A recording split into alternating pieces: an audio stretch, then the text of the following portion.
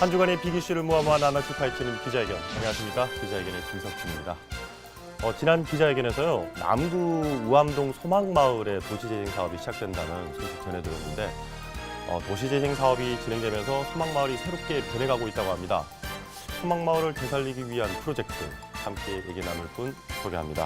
장동 기자 나오셨고요. 그리고 손민수 이사님 나오셨습니다. 반갑습니다. 반갑습니다. 예.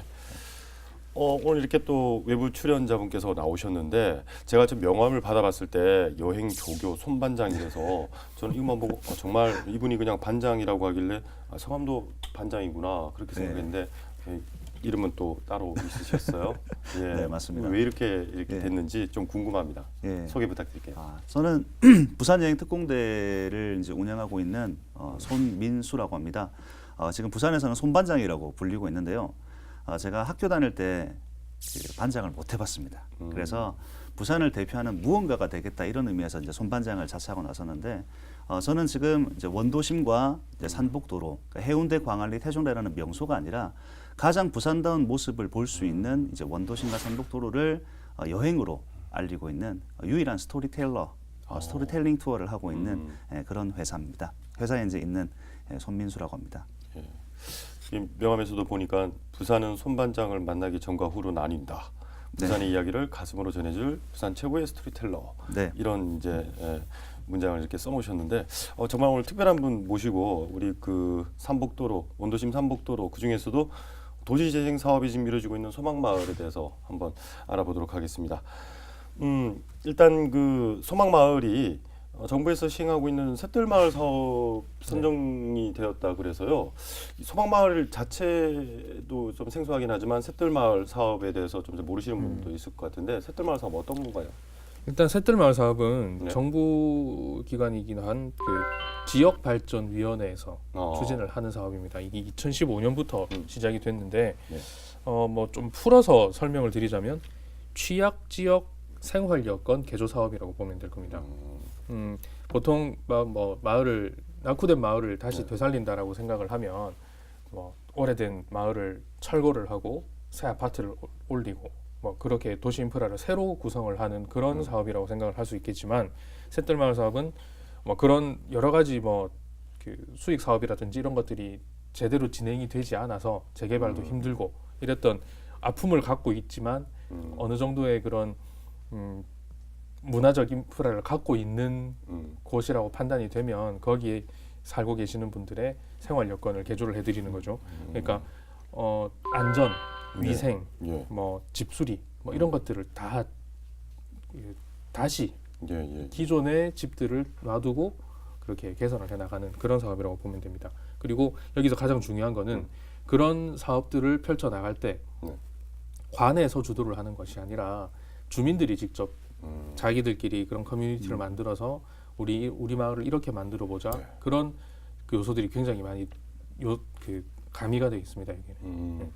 부산의 도시재생 사업도 마찬가지로 대부분이 다 이제 그렇게 주민들의 손으로 이렇게 만드는 이제 지자체에서는 기본적인 것만 인프라만 생활 인프라만 이제 구축을 해주고 나머지는 이제 주민들이 이래 스스로 이끌어나가 마을을 이렇게 변화시키는 아마 그런 사업인 것 같은데 이 소망마을이라고 하니까 그 이름도 좀 저도 뭐 부산에 살고 있었지만 뭐 보통 무슨 동으로만 알고 있지만 마을이라고 이렇게 잘 이렇게 부르지는 않잖아요. 그래서 잘 모르시는 분들도 아직도 계실 것 같아요. 특히 외부인들보다도 뭐 아무래도 우리 스토리텔러시니까 이 소망마을에 대한 유래라고 할까요, 역사라고 할까요? 그걸 좀 말씀을 좀 해주셨으면 좋겠어요.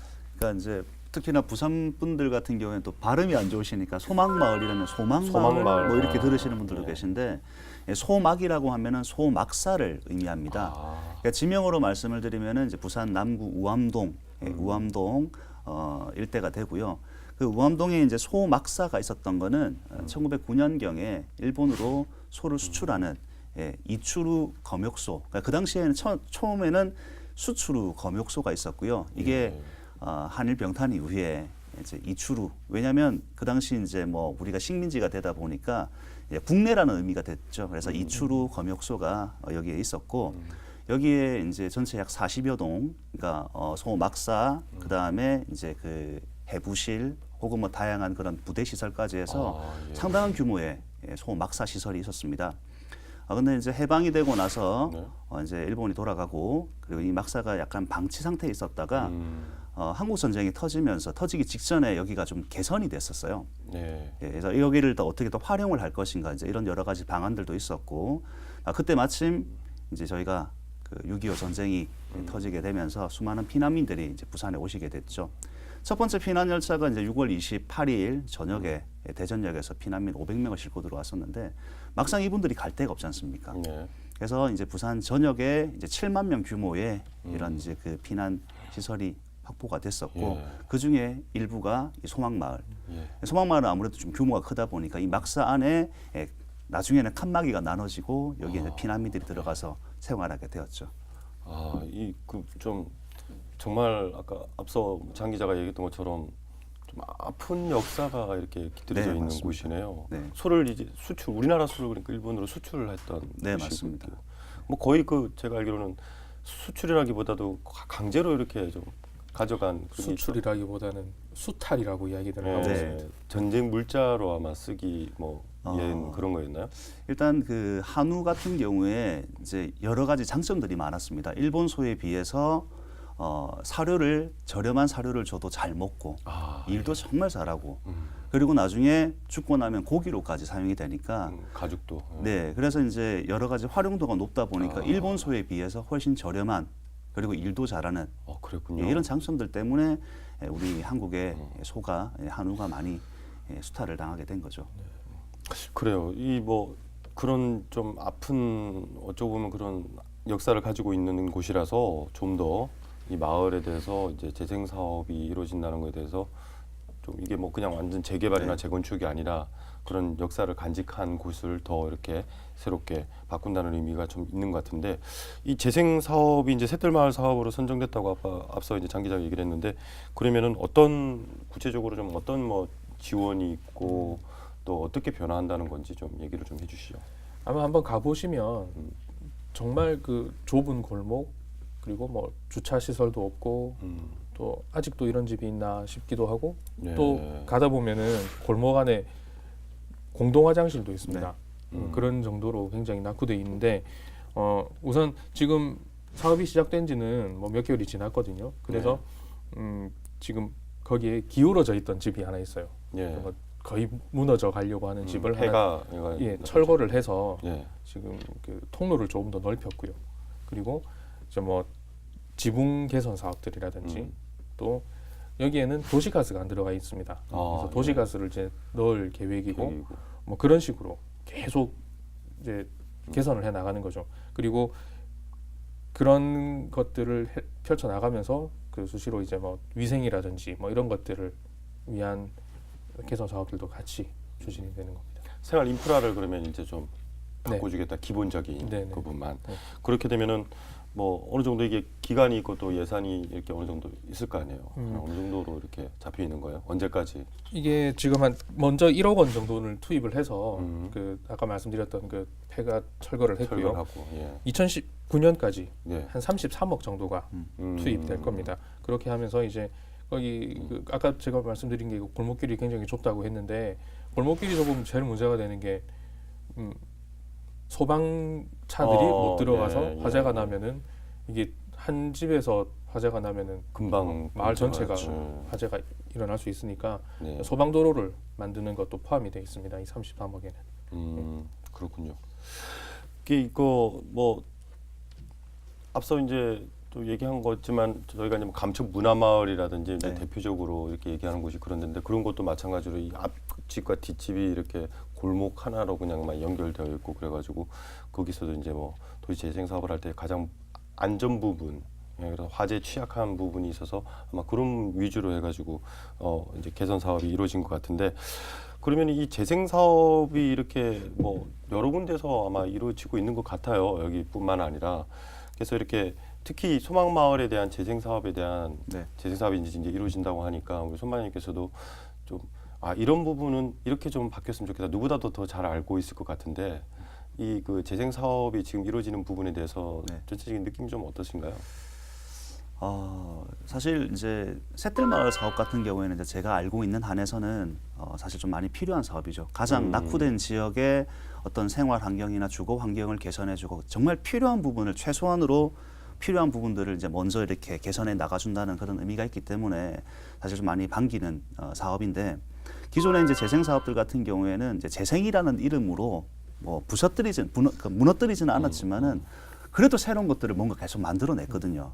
예. 네, 그러다 보니까 이제 기존의 어떤 그런 그 역사성이라든가 이런 것들을 살려내는 거점들도 많이 만들어졌지만 너무 우후죽순처럼 만들어진 것들도 있습니다. 그러니까 처음에 사업을 진행을 하면서 그 소진됐던 그런 예산들 뭐 아니면은 이제 흔히 이제 이런 말들도 많이 하시죠. 뭐 마을 활동가 분들이 이제 너무 좀 이 처우가 또 열악하다 보니까 이 마을 저 마을로 떠돌아다니는 또 그런 일들도 좀 많았었고요. 그래서 한 마을에서 오랫동안 주민들과 교감하면서 계속해서 이 마을에 이제 좀 더 변화나 발전을 위해서 좀 계속 있어줬으면 좋겠다는 생각이 들지만은 또 이것도 예산의 한계가 있기 때문에 그러지 못했던 것들. 그러니까 어떻게 보면 거의다가 이제 단기적으로 해버리고 끝나버리는 사업이 많았던 것 같아요.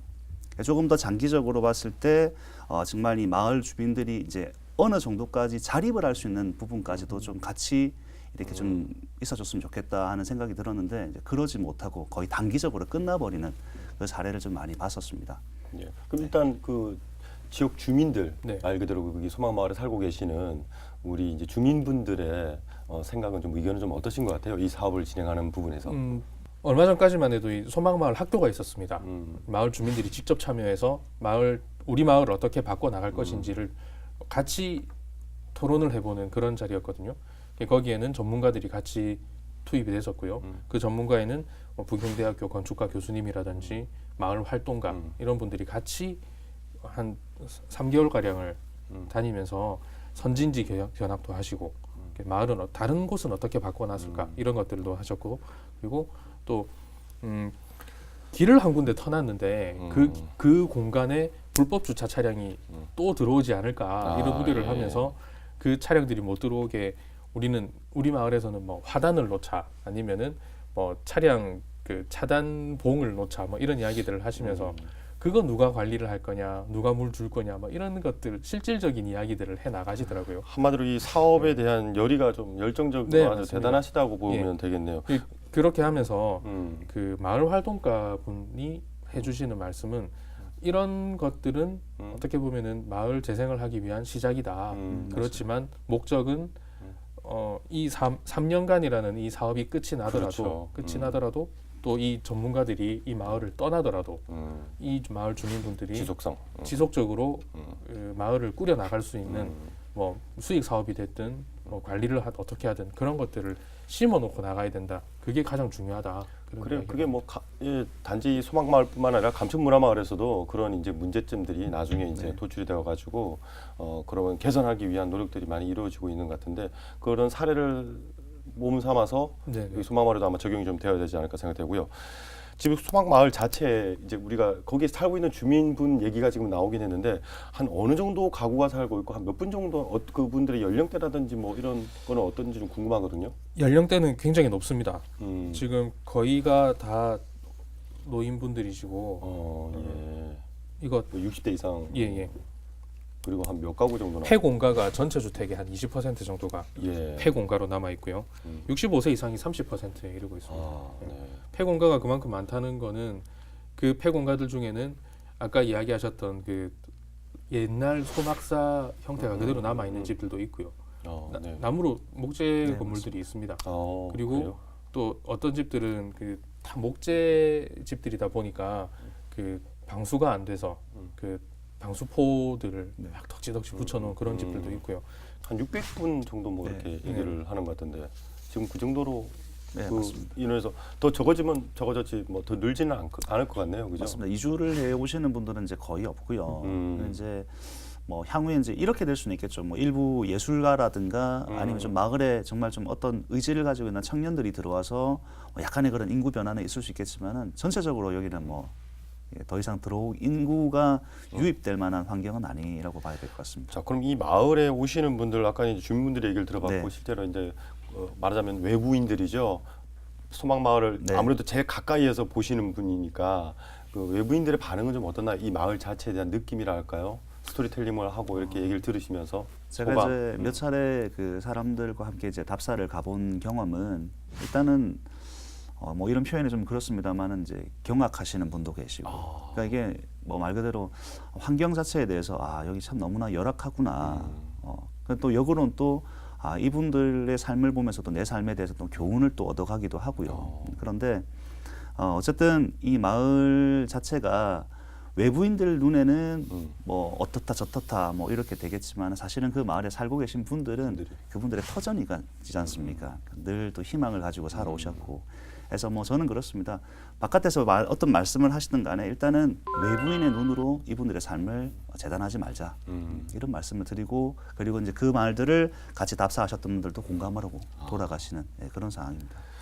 그러면은 아무래도 이 제일 중요한 거는 이 도시 재생 사업이라는 게 거기 살고 있는 주민들의 생활을 맞습니다. 윤택하게 해주는 그런 부분이잖아요. 그래서 정말 필요하다 그러면은 뭐 그렇게 좀 주거 환경이 열악하면은 그런 걸 좀 개선시키고, 네. 예, 완전히 뭐 번듯한 그런 아파트나 뭐 그런 건 아니더라도 바람직한 이제 재생 방법이 논의가 되어야 될 것 같은데, 지금 일단 정부에서는 그렇게 이제 새들마을 사업을 통해 가지고 기본적인 생활 인프라를 구축한다 그래놓고 그 외에 또 어떤 방향으로 이 마을을 지속적인 이제 그런 네. 변화를 줄 수 있을까라는 부분에서 좀 고민을 해야 될 것 같아요. 그런 부분에서는 좀 어떤 방향으로 도시 재생이 이루어져야 된다고 볼까요? 사실 그 도시 재생을 통해서 이제 꾀하고자 하는 거는 그 마을 주민들이 이제 좀 편안하게 사시는 거죠. 근데 또 참 이게 좀 역설적으로 말을 한다면은 이 어디 뭐 샛들 마을 사업이 선정됐다 이러면은 뭐 부동산 내 뭐 문의 전화가 뭐 폭주를 한다던가, 아니면 그쪽 마을에 뭐 집가라든가 땅값 그 집값이 뭐 들썩들썩 한다던가, 이제 이런 상황들 때문에 많은 분들이 또 이제 우려를 하시기도 하는데요. 일단은 재생이 이루어지고 났을 때 이 마을을 찾아오시는 분들이 계셔야 됩니다. 그리고 이 마을을 찾아오셨을 때 이 사람들이 어떤 뭐 경제적인 활동들을 좀 해주시면 이 마을이 더 윤택해질 수가 있거든요. 사실 뭐 감성문화마을 아까 말씀도 하셨습니다만은 거기도 사실은 경제적인 효과들을 많이 보고 있지 않습니까?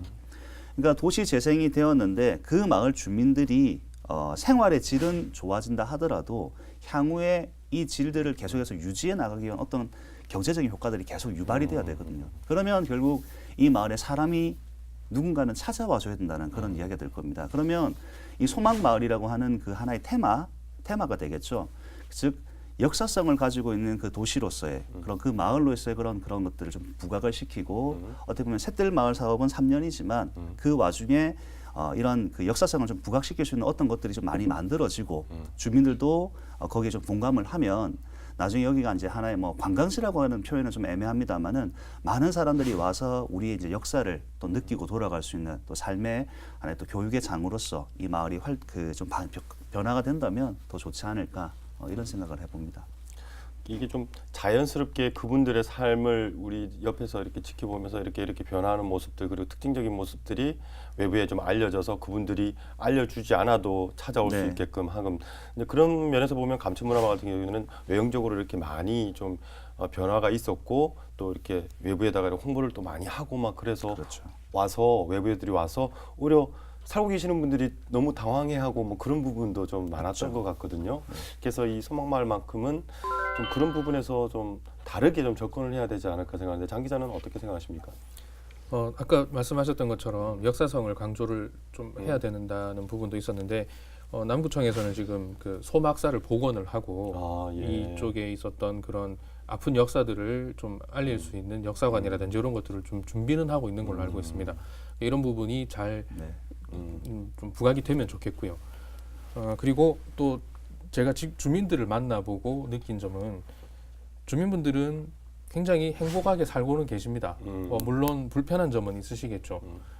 뭐 일주일에 한 번씩 다 모이셔서 국수도 삶아 드시고 굉장히 흐뭇한 모습을 많이 보여주고 계시거든요.